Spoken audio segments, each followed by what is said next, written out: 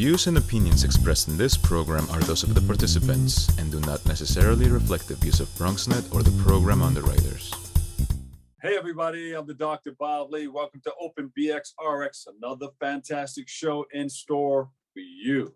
Kick off your shoes and relax your feet. In fact, coming up on today's show, we'll give it to you just like this. We'll speak to a public relations representative for a community organization that is having a major impact in sports for the youth in our community.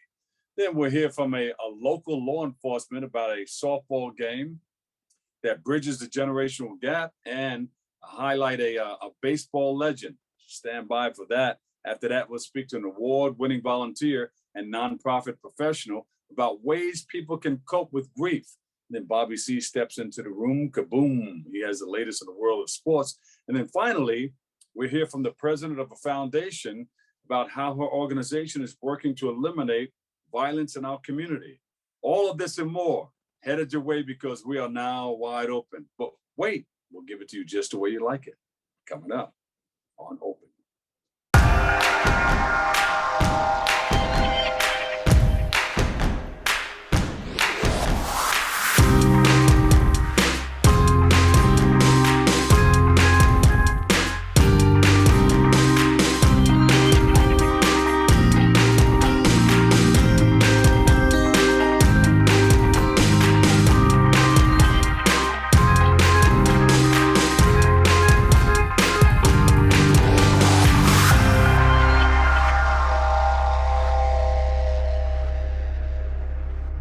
Hey everyone, I'm the Dr. Bob Lee from 107.5 WBLS, and I'm your host. And you're watching Open. It's that live interactive program that brings the Bronx and New York City straight to your TV set. You can stay connected to us through social media at BronxNet TV. Now, leading things off, our first guest is the Diversity and Inclusion Senior Director for Gartner and the founder and CEO of Moms of Ballers, Shot Callers. And she joins us today to speak about the work that Moms of Ballers is doing to support youth sports and how they are aiming to bring crime down and drive up graduation rates. It's a beautiful thing, a wonderful program, and we thank them for being here. Please welcome to the show, Nicole Todd. Nicole, welcome. Thank you. Happy to be here. Yes. So tell us about the shot callers in the house, Moms of Ballers. Yes, sure. Moms of Ballers is a nonprofit organization dedicated to student athletes that focus on basketball. It started off with just being about sports, but once you get, our students' attention with sports, then you're able to talk to them about nutrition, education, right? We've done several events that focus on like social media, training. We're now helping our girls during graduation with different proms events. So it's bigger than basketball now, but that's still our focus, is to ensure that every kid that has talent is able to play the sport. I think that's a great thing. You're doing a lot of great things with our youth, that the interactions that you do. How impactful has Moms of Ballers been for youth athletes in our community? Yeah, just thinking about some of the anecdotes that we get, the feedback from the parents and the kids, and they'll say things like, thank you for allowing us to play this summer, because without this sport, we wouldn't have anything to do. Working moms appreciate us. Not a lot of them could afford to, send their kids to basketball camps and different training, training camps. So we come in, right, and we're keeping their kids busy, making sure that they're in summer youth programs, helping out with like tournaments in the parks. We also do mentoring virtually now during the pandemic to make sure that they're not feeling alone. So all of that has been very impactful, because we know like suicidal rates went up since the pandemic. Kids are, getting in trouble. It's not easy being isolated and away from your, friends at school and at home alone. So we have been able to be very impactful in that perspective during the pandemic. Has the pandemic hindered anything that you guys are doing with the organization and with our youth? Absolutely. It hindered everything, right? We want to make sure that we're being safe as possible. And when Mhm. you're working with children, it's really hard to make that decision to get them together, or even having them, around. So we're looking forward to this fall, getting back into locations. We work with different community centers to host like free workouts. So we're looking forward to it. But yes, it has hindered a lot of what we do. We haven't been able to do our normal and annual basketball tournament called Shoot the Rock, Not the Block, which provides awareness to gun violence. And we have a lot of fun with like back to school giveaway, but we've just been supporting other smaller nonprofits during the pandemic and not really doing anything on our own as yet. Oh, thank you for all that you're doing. And then you can't wait to get them back indoors because, see, I'm getting ready for the machine. Talk I about that am, X yes, machine. I am so excited about Vertimax. Vertimax machine is a very expensive piece of equipment, and Yeah. most kids in our communities would never have the opportunity to experience what it is to work out on a Vertimax. This is a machine that helps you be able to dunk. So of course, all of our kids are excited to start using it. Yes, start using it. So yeah, we're super excited about that for the fall to provide that training, especially for like our seniors who's going to be heading to school and need to step up their game. So we'll be offering that in October. So with Vertimax, I guess it helps you with your vertical jump, right? Your It's vertical jump, how does it that? makes you faster. It's like maybe it's like over 40 different pieces of smaller equipments that help you get stronger as an athlete overall. And it's not just for basketball players, a lot of football players, Yeah, yeah. and not soccer, football. But I'm Well, sure they're it helps probably with using it it helps too. with soccer They prob- too. yeah, Yeah. But it's a really good workout for any yeah. type of athlete. Even a swimmer could benefit from using this machine and equipment. I wonder if I can use it to get back in. I used to be able to dunk, but haven't been up that high in a long time. So Can that's I come between over you to and your knees. Can I come over to your program and just maybe mess around with it just a little bit? Well, it depends on if you're going to do something else for our kids. Yeah, sure. Yeah, If of you're going to course. talk to It'll our be kids about what you do and inspire them to maybe go exactly. into this field, yes, you can then come on in It'll and, be a great and use it. interaction. Yes, we can do it. Okay. Any upcoming events that you guys are trying to do or put together? Yeah, we're trying to relaunch our Adopt an Athlete program. And this is Ah, where we have educators, law enforcement, uh-huh. whoever wants to get involved, come and play as a mentor for our kids. But it's just not mentoring; it's also supporting. Right? We have kids Yeah, that has never had anyone show up to a game. These mentors are coming and yeah, cheering them on during a game, or just checking on them, holding them accountable. So we're excited to launch that back up this fall, along yeah. with athletic training. Kids need to know that there's somebody in the stands or somebody in the audience that are, are backing them 100% and looking at their every moves and somebody they can go up to and say, hey, what do you think about that? And they can have that conversation. It's so very, very important. It's like you see a Absolutely. little kid looking for their parent in the audience when there's a play going on. It's like that. And that's so important. How can more parents get involved in what you're doing? You need volunteers or anything? You need money? Absolutely. We're always looking for volunteers. We're always looking for donations. You can always find us on our website at www.momsofballers.org. And there's a sign up form on the website to volunteer. And we have different things that we do. We don't just support student athletes in their trainings. We also do Thanksgiving drives, Christmas toy drives. One of my favorite events is the Crown Her events where we get our graduates, eighth graders and 12th grader girls together. We get donations of dresses for them. And we give them like a real shopping experience where they go pick out a dress, shoes, and jewelry. We do raffles for their hairs and their nails. We know it's a very expensive time, but what we love about the program is that we actually mentor these girls during the event. And one of the things we do is we have them crown each other. And it's something about having one girl crown another girl that they don't know and say something positive to them.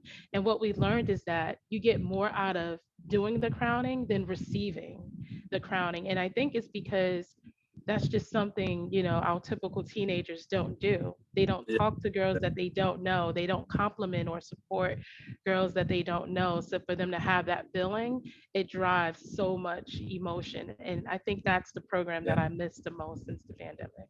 That's beautiful. Nicole, thank you so much for all that you and your organization is doing. Nicole Todd, Diversity and Inclusion Senior Director, Gartner. Thank you, thank you, thank you. We appreciate you. We love you. Thank you. Thank you for having me. Happy to be here. Okay. We'll take a break right here. More coming up on Open next.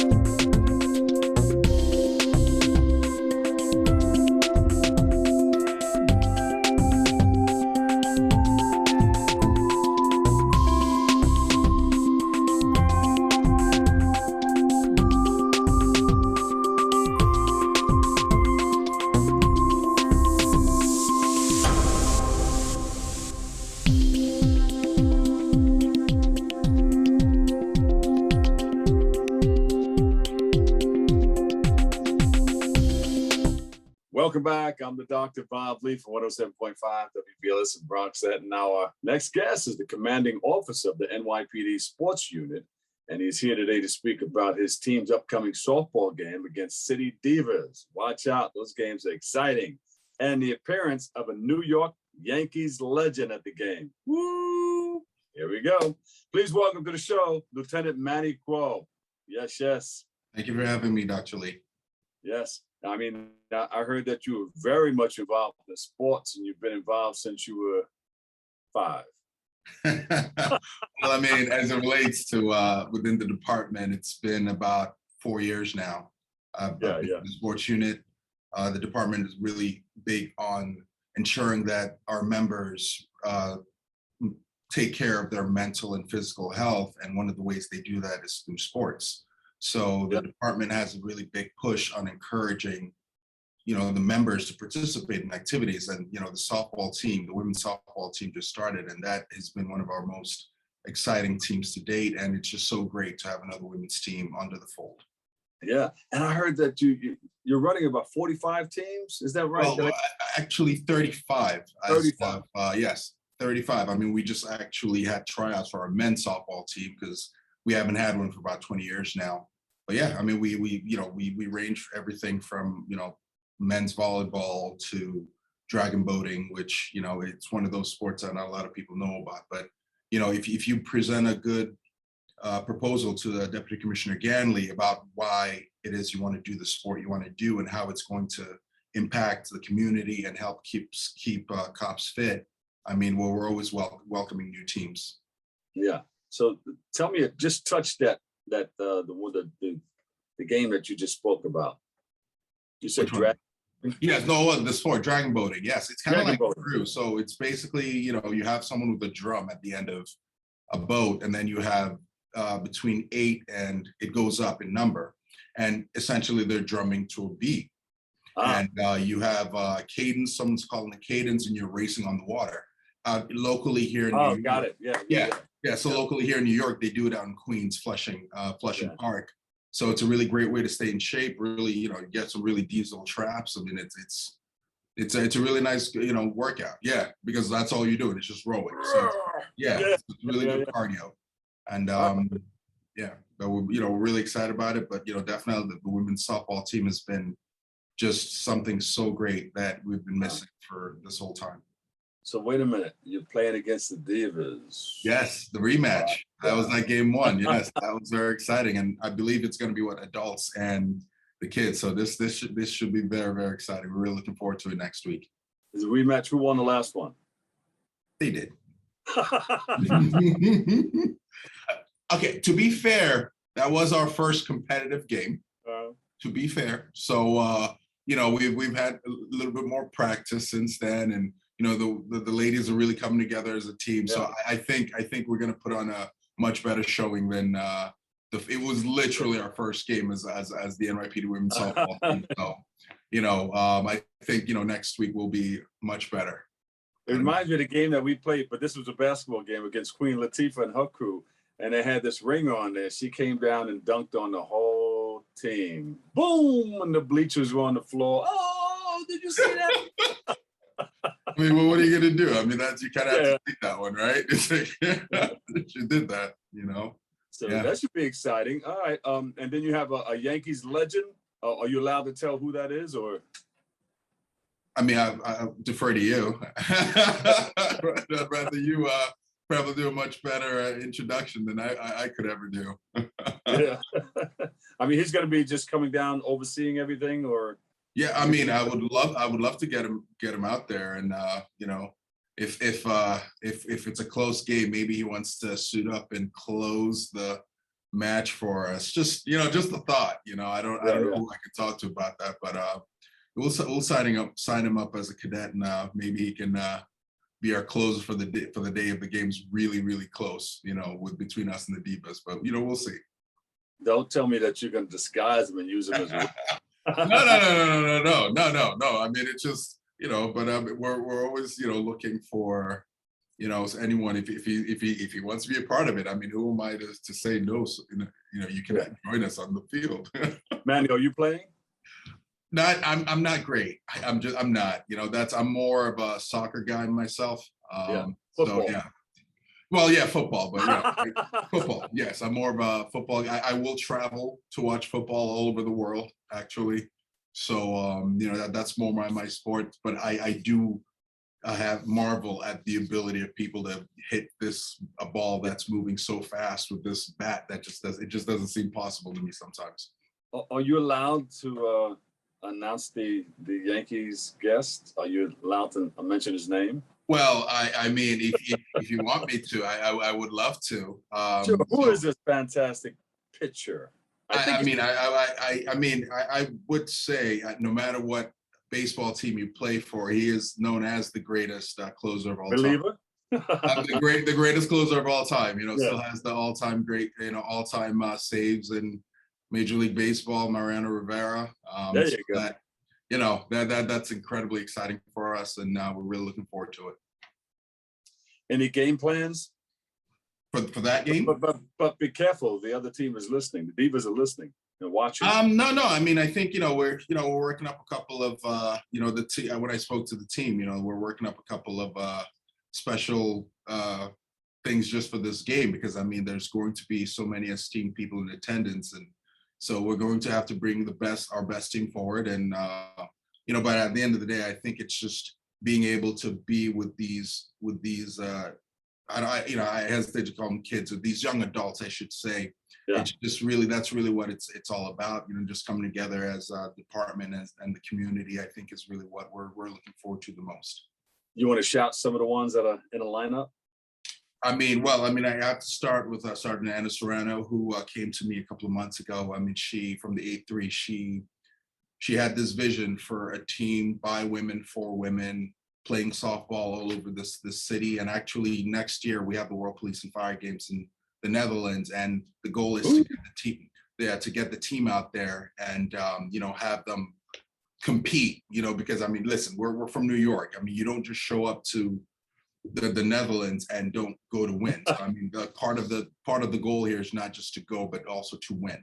Yeah. And also, we have Police Officer Judith from the 4-6, who's got 10 years in the department, and she has been such a vital part of the softball team. And her herself being a part, I believe, of the Divas growing up, and now being a police officer, but still volunteering her time and mentoring these young adults as they grow up and see that what the future could be like. So I think those are two people that really have made this possible, and hopefully this team, even after, I know one of the reasons Sergeant Serrano from the 8-3 did this was so that in a couple of years she won't be a police officer anymore, and she wanted to be able to leave some sort of legacy for other women to take up after she's gone.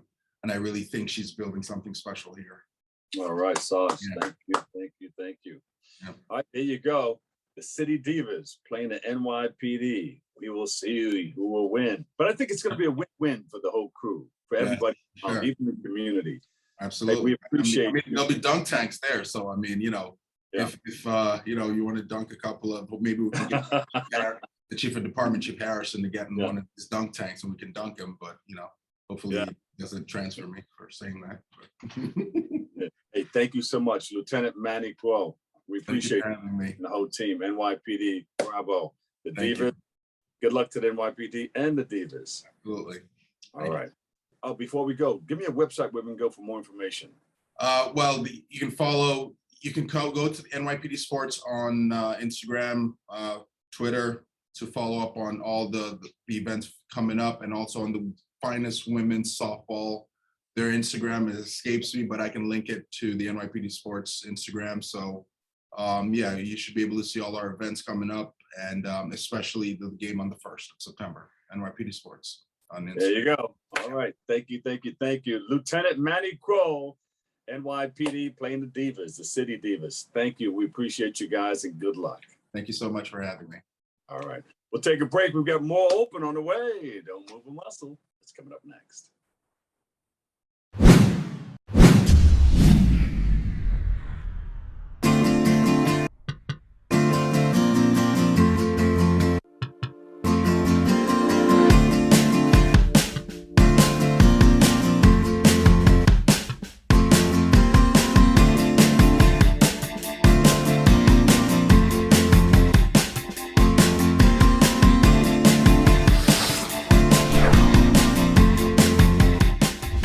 When taking public transportation, don't touch your phone.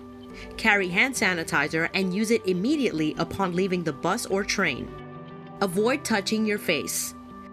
If someone is coughing or sneezing, move away. Wash your hands with soap and water as soon as possible. Limit contact with poles. If possible, avoid rush hour. Don't eat or drink on public transportation. Keep your bag off the floor or other surfaces.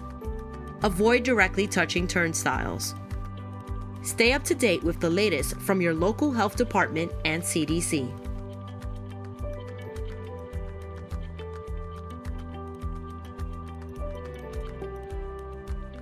Welcome back, everybody. I'm the Dr. Bob Lee. We've got a fantastic show in the works, and we thank you for tuning in and checking it all out. Our next guest is an award-winning volunteer, mentor, and nonprofit professional. And she's with us today to reflect on the life of her late childhood friend, Bill Lopeman, and to place a spotlight on National Grief Awareness Day. So please welcome to the show, Janice Jenkins. Welcome, Janice. Thank you, Dr. Bob. So who is this wonderful friend that you're speaking of today? Yeah, well, the reason I wanted to be on the show was because today is National Grief Awareness Day, August 30th. And I actually found out about the day because I was doing some research on grief supports. A close childhood friend of mine, Bill Lopeman, we knew each other since we were children. We grew up in the Bronx River houses, 2 floors apart. His mother babysat my siblings and me, and he and his sisters and my brother and my sister and me, we all hung out. So we knew each other. We knew each other as children, and we stayed in touch over the years. And as recently as January of this year, I was in touch with him. I texted him and said, hey, how you doing? What's going on with school? Because he was working on finishing up a bachelor's degree in psychology. He was finalizing his courses. And, I wished him well. I was excited that, he was finishing up. He had earned an associate's degree 3 years ago, and it was just a very proud moment for him. So I, wished him well. I was very excited for him. I was even thinking, oh, what am I going to get him for a graduation gift? Well, in March, he went to the emergency room. He wasn't feeling well. Unfortunately, he was diagnosed with cancer, and things just spiraled from there. He was diagnosed in March, and a few months later, he passed away. And it was just so unexpected and just so devastating to me. Someone I had known for so many years. He was working on his degree. He was finishing his degree. He was very community-minded, very smart, had a wonderful sense of humor. I was just laughing the other day about a picture that he sent me a few years ago. He had broken his leg, and he sent me a picture of his bandaged leg. He was in the hospital, and he sent me this picture of his leg all bandaged up, and that was him, and I just laughed, and he was so family oriented. He took a significant role in organizing his family's reunions. He loved the Bronx. He loved our community. He was working on a film to highlight, growing up in our community. And I mean, for me, it's just such a tremendous loss. It's so unexpected. He had so much left to do. Yeah. How did your family, first, did you go and sign his cast? I did not. I actually did not, but you virtually signed it. But how did you deal with it? How did you guys cope with it? Well, it's still fresh, and grief is one of those things. Grief is very individualized, and everyone copes with it differently. The way that I've coped with it is, I cry just about every day, and I stay busy with work. And I also, the reason I found out about National Grief Awareness Day was because, again, I've been doing some research, and I found a wonderful resource that I've been using and that I want to share with your viewers. So it's a website called speakinggrief.org. Yeah. And it's a national public media initiative. It includes a television documentary. It has a social media campaign, and they do community engagement events. And all of these are aimed at starting a national conversation about grief. Because even though grief is very natural, it's a natural response to losing someone you care about and love. For the most part, we're pretty silent about grief. Grief makes people uncomfortable. They don't know what to say. They don't know what to do. They don't know how to help. So when I went to this site, I watched the documentary, and the documentary is so frank and it's so real and honest. And I appreciated that. And there are also other resources on the site. So what did you learn from the documentary? What did you learn from the documentary? What did I learn from the documentary? What I learned from the documentary is that again, grief is individualized, and everyone has their way of coping and managing their grief. I also learned there were experts who were talking about grief, and they also talked about grief being very individualized. They talked about the fact that to support a griever, you don't have to offer a lot except being there to listen. You don't have to solve a problem. You don't have to try to make them happy. The most important thing that they need is for someone to listen to them, to listen to their story, and to allow them to talk about the person that they lost. And that's one of the major lessons that I took away from this documentary. And I continue to go to the site. I continue to use the resources. There's a part of the site that deals with understanding grief, supporting grief. There's a part that deals with grieving. There are other videos. There are experts who talk about grief. One of the experts, she wrote a book. I believe the title is It's Okay That You're Not Okay. And I bought a copy of the book, and that is exactly the book that I needed at this time, because it let me know that, I'm going, that what I'm going through is, it's a natural response, and my grief needs to be individualized. And I feel so supported by, going on that site. Yeah, and you're absolutely right. People grieve in their own way, and sometimes people don't have time, especially with COVID, the pandemic. People really didn't have time to grieve the right way, Correct. I can throw my hands in the air to that one. And then people have to find that time to grieve. You think this day, National Day of Grief Awareness, can be a day where people can maybe come within and grieve and just let it all out that particular day? Absolutely. So National Grief Awareness Day, it was actually founded in 2014 by a grief specialist and author named Angie Cartwright. And she had suffered some significant personal losses in her life. And I think she chose that day, August 30th, because it was her mom's birthday and she had lost her mom. And for the most part, the day is designed to encourage open communication on loss and bereavement. Because again, for the most part, we try to stay really silent about grief. We think that grief has to look a certain way. We think that grief has a timeline. Grief doesn't look a certain way, and there's certainly no timeline. Like, I'm going to be grieving this loss probably for the rest of my life, because Bill was just he was such a wonderful friend. I mean, he was a tremendous support system. He was one of those people who just didn't talk it. He walked it. Like, if he said, Janice, I want to support you in doing X, Y, Z, he actually took action steps to support me. One of the things that you know what, Janice? You know what? He's going to live in your heart forever. Yes. He's going to be right there. So you can carry on, have fun. And, this is how you come out of the grief too. Have fun with it, and, know that they're right there with you every step of the way. And when you do something or say something that reminds you of him, you can say, all right, stop messing with me. I got you. And you can laugh about it. That's how we have to conduct ourselves. So what support services are people who are suffering? Where can they go? And then they're going to give me a hard wrap. I got about 30 seconds. So like I said, the speakinggrief.org site is definitely a good starting place for people, because if I remember correctly, there is a section on resources that I believe can connect folks to resources that they may need. So I would definitely encourage people to go to that site. Also, Speaking Grief has an Instagram site. So it's WPSU Grief. And again, posts that are informative and very, very helpful. So I really do encourage people to go to that site. Spend some time today, just going through the site and watching the documentary. Call someone who is grieving and just let them know that you're thinking about them, and learn how to be a better supporter of someone who is grieving. And where can we go to find out more about you? My website is AuntJaniceTheMentor.blog. Thank you so much, my darling.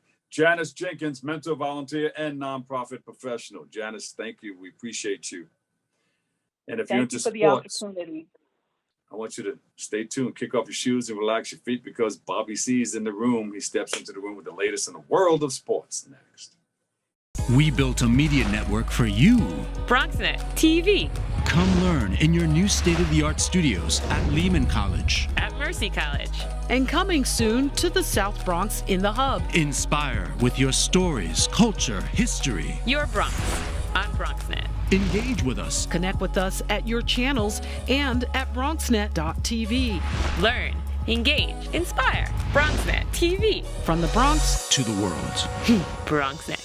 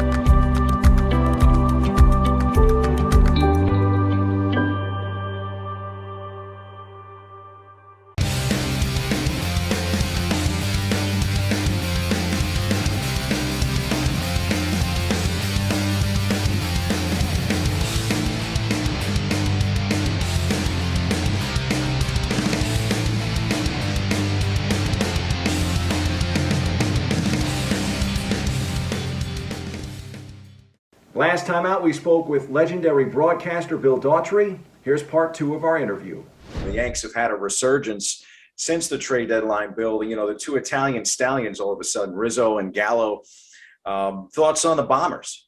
I'm still concerned about their pitching.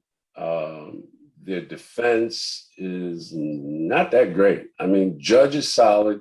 Gallo is solid in the outfield. Their infield defense, I mean, LeMahieu is their best defender on the infield. So, and pitching, rather defense is what makes pitching better than it is. And right now, I mean, Yankees, you trust Jordan Montgomery in a big spot? Do you trust him? Not. I mean, a lot of other guys are, you know, dealing with injuries, and I don't know. I mean, when it's time for the rubber to meet the road, take the Dodgers, the defending champions. Look what they did with the Mets. And they still got Kershaw, who's still not the Clayton Kershaw of 5 years ago. He started to show his age a couple of years ago, most shockingly in the playoffs when the Nationals jacked him up a couple of years ago at Dodger Stadium. That was like, me and my brother were on a West Virginia highway headed to Kentucky, listening to that game. And to hear the Dodgers make the pitching change, okay, but then he gives up a grand slam. It's like, wow, things are changing, you know. But again, baseball at its core is still about pitching and defense. If you have those 2 things, you're going to go a long way. And I don't know if the Yankees have enough of either to get to the promised land. Especially in those cold temperatures in October, definitely those 2 things seem to play better than home runs and offense. Oh, absolutely. Absolutely. And again, in the postseason, your pitching gets that much better. Look at the playoff failures of the Yankees for the last 5 or so years. This is the same team that lost to Houston in Joe Girardi's last stand in the league championship. This is the same team. They've made these changes again with Rizzo, with Gallo, bringing up some guys and getting some minor guys in the mix. But it's still the same team. But when you got to try out 37, 38-year-old Brett Gardner as your everyday center fielder, you're going to have some issues. Yeah, Yanks look like a playoff team, but maybe not a world championship team. On the flip side, the Mets have really played pretty poorly since the All-Star break. Can they pull it together here down the stretch? Again, we go to pitching and defense. The Mets have done some things to revamp their defense. And I'm not a big Javi Baez fan. And you saw that in his first game. And I very subtly tweeted out, I said, okay, Met fans, which Javi Baez is the guy? The guy who hit the home run, the 2-run homer early in the game, or the guy that struck out with the winning run in scoring position, or the tying run as it was in scoring position? That run eventually scored, and the Mets went on to win that game. But like, which Javi Baez? You know, again, it's about pitching and defense, and their top gun is down. And you've seen how it's affected the rest of the staff. Stroman's a nice pitcher. He's their hard luck guy right now. But then after that, I mean, who really Hill? I mean, The guy gave you what, 3+ innings last night? You're not going to win with that. You're not going to win because when the calendar switches to September and October, you need those horses that can go out there and give you 6, maybe even pitch into the 7th inning. You can't be taxing your bullpen every day in high leverage games and high leverage situations. And that's really what the Mets are. They were built on pitching even more than defense. And everybody is astonished that they don't score a lot of runs. That's not who they were. That's not what they were designed to be. That's not how they were built. They were built to last on DeGrom and everybody else on that pitching staff stepping up and pulling the rope. I'm hoping this next young man does not strike out here in the city. Bronx boy Kimball Walker is coming home. I've known him since he was a teenager. Can he push the Knicks over the top, Bill? Your best ability is your availability. Kimball Walker played in 48 games last year. That knee was a problem for him. When the Celtics needed him most, he wasn't available. Now the Knicks get him on, 2 years, 16 million or something in that range. I mean, that's going to become too much if he's not available to play. And I get the formula everybody's talking about. Give me Rose for 20, 24 minutes. Give me Kimball Walker for another 20, 24 minutes. I get it. They're two experienced guards, but they're also very different in how they go about what they do. Kemba is still that point guard that shoots. And Rose is that point guard who can shoot, but does it less now because he's at this advanced age. He's become a different kind of player. I mean, can the Knicks survive doing that? I don't know. Will they survive doing that? I don't know. This kid from West Virginia had an outstanding game on Monday night in Summer League with 26 points. 6'2" shooting guards don't get me excited. They really don't. I was going to ask you that, Bill, if you bought into the Summer League results because they were pretty good. They were 4-2. Here's what I took away from Summer League. I saw Quickly and I saw Obi Toppin. And Obi showed himself to be more of a slasher than a dunker, but he's a slasher who can dunk in the few games that I saw in Summer League. And Quickly, I like his progression, more of a point than a shooting guard. I mean, but now you've got both Rose and Kimball Walker. How many minutes at the point is he going to get unless one of those guys really gets injured? I mean, overall, I like what they're doing. I like that they didn't go out of their mind and try and get a $40 million player, and they still have other deficiencies that have to be addressed on that team. So I like their trajectory. I like where they're going. Now, can they win a round or two in the playoffs this year? Let's see if they can get to that stage. I was going to say it may not even matter. I mean, there's some teams that are definitely better, and that might include the Nets. And now the Lakers got Melo, and the Bucks will be very good again. Isn't it always that way in the NBA? The NBA is not a league of upsets.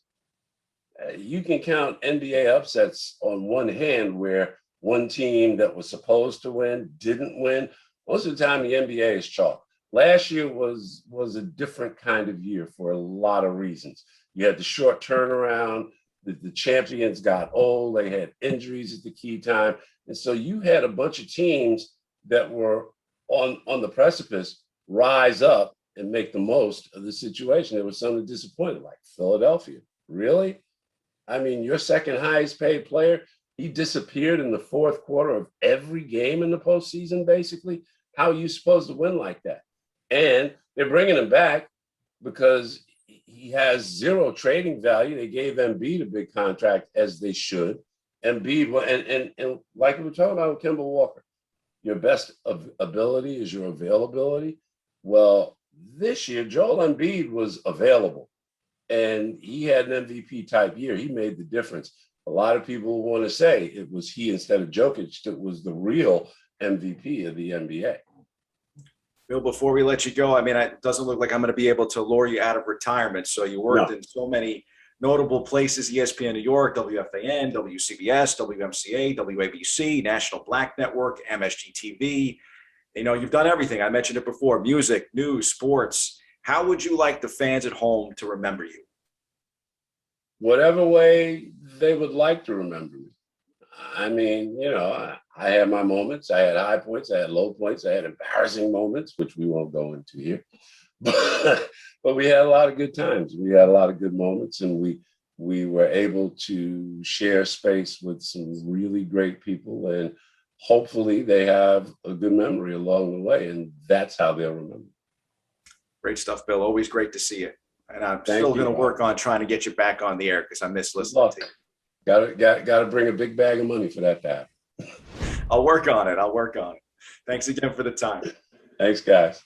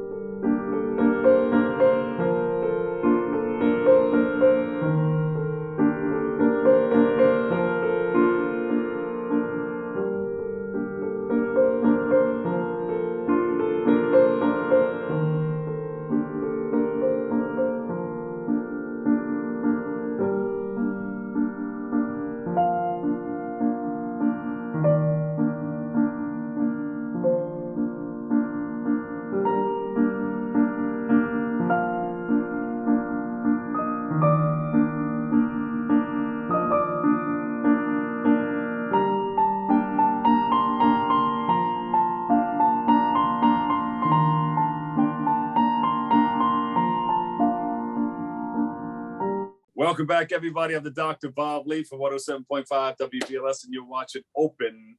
And thank you for tuning in and checking it all out. Our next guest is the president of the Phillip Pannell Foundation, and she is here to highlight how her organization is continuing to fight against police violence toward Black and Brown communities and speak about how this violence has forever impacted her family. So please welcome to the show, Natacha Pannell. Welcome. Hi, everyone.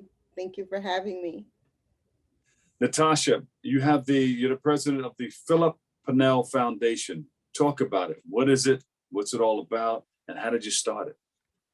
Well, actually, right now, being that I just announced my candidacy run in June of this year, I actually had to step down because as a political candidate, you can't be a part of a nonprofit. You can't be affiliated associated with a nonprofit.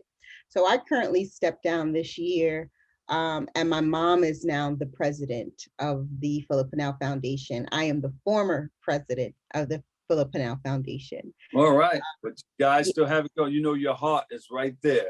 Yes, it is. It is. So I'm involved actually as much as I possibly can be, without blurring the lines or going over the line of my political candidacy. But the Phillip Pannell Foundation was started in 2019 by both myself and my mom. We started it because of the death of my brother, which happened 31 years ago. My brother was Phillip Pannell, who was shot in the back by a Teaneck police officer by the name of Gary Spath, 31 years ago. Yeah. And being that all those 30 years ago, we still send prayers and love and hope, and thank you for all you're doing to create the awareness to help others get out of life. Thank you for that. And as many people who have said that to us and continue to say that to us, we don't take it lightly. Like, it's not something that we're just like, oh, we're tired of hearing that. We actually take that at heart, when someone tells us that, because it goes to show that people are still sympathetic, and they're empathetic as well, even though it happened 31 years ago. Like one of your co-producers said, there's no time frame to grieving. So exactly. Sure. Thank you. So you have shifted gears, and now you're running. Yes. I'm running now. But I just wanted to add about the Phillip Pannell Foundation. Our plight is to prevent this from happening to any other families. My mother's reason of starting the foundation was because she wanted to be there for other mothers who experience what she's experienced, and vice versa, myself as well. There's thousands of other families that happened after 1990, unfortunately, and it's still happening to this day, but again, I did shift gears. It is no, don't shift gears yet. Wait. Okay. Hold on. How was it like growing up with your brother? Who was he? What type of a person was this wonderful person?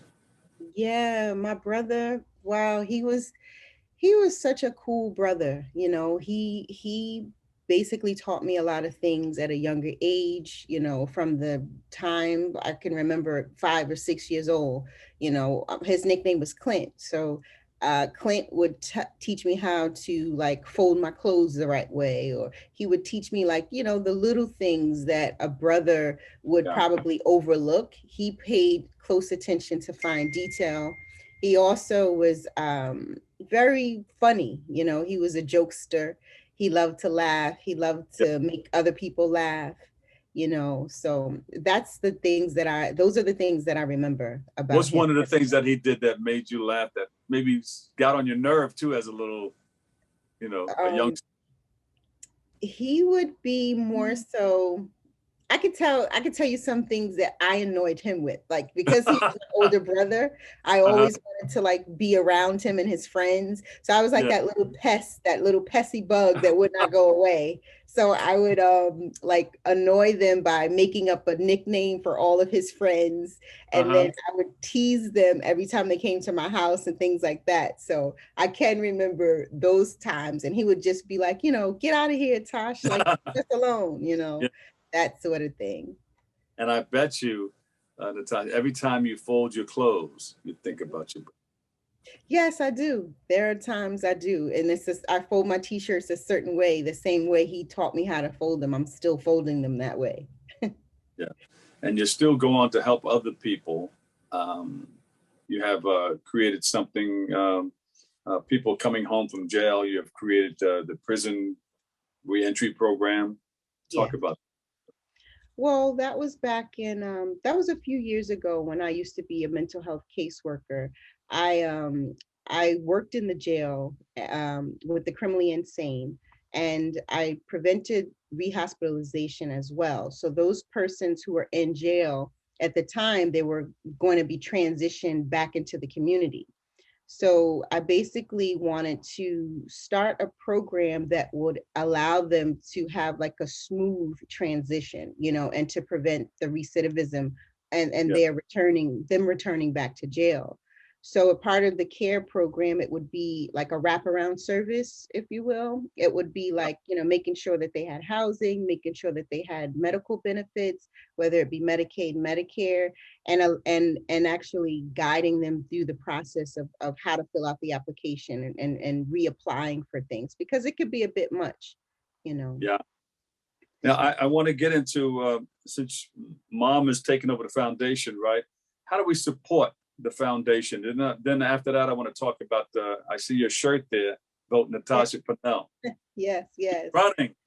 Yeah, yes, I am. Well, you can support. There's a PayPal. If you go to the website, www.phillippannellfoundation.org, you can find out more information about the actual foundation, the work that we've been doing in the past, and the work that we continue to do. And as far as the foundation and my role in the foundation, I support my mother. I support the board 100%. We do have the legendary, I call him a legend because he really is in his own right, Reverend Herbert Daughtry. Oh yeah. Been around. Yeah, you know Reverend Daughtry, huh? I walked and I did a lot of marches with him. Yes. So he's in his upper 80s now, so he hasn't been, and being that the COVID and things like that, he's keeping it safe.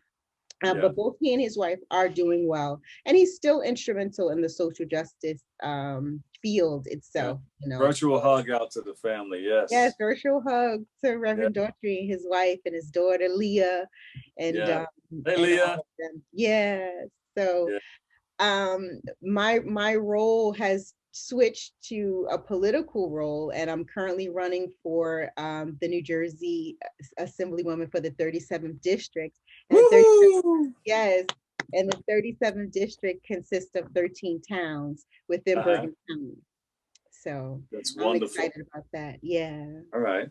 So everybody, let's get behind Natacha. It's right there on her shirt. Vote Natacha Pannell. Bam, just like that. All right. What are some of the things that you're going to do? I got 30 seconds. Yes. My platform is Vote Pannell 2021, Our Children and Seniors First, because I believe that they are our most valuable and precious population of people and the most neglected. So I'm for all people, because if our children and our parents are taken care of, then that means we are taken care of. There you go. Natacha, thank you so much. Give me that website to the foundation one more time. Yes, it's www.phillippannellfoundation.org. My campaign foundation, my campaign's website is votepannell2021.com. Natacha, thank you so much. Thank you for all that you're doing in our community with the foundation. And I know when you run and you become elected, you'll be that elected official that's hands-on. You're out in the community doing things, helping others get what they need out of life. And that right there is important. Unfortunately, that's all the time we have for today's show. Oh no, we gotta go, but we'll be back. Always remember this: what you are is God's gift to you, and what you make of yourself is your gift to God. So choose your choice and let your choice control the chooser. Thank you for letting me share in this space and time with you. For all of us here at BronxNet, have a great and enjoyable day. And I'll see you over 107.5 WBLS. I'm the Dr. Bob Lee. I love you all. Catch you another day, another way. Peace.